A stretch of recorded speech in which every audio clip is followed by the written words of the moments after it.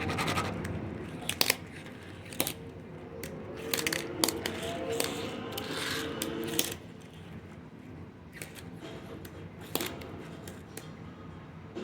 detained a young Romanian at immigration.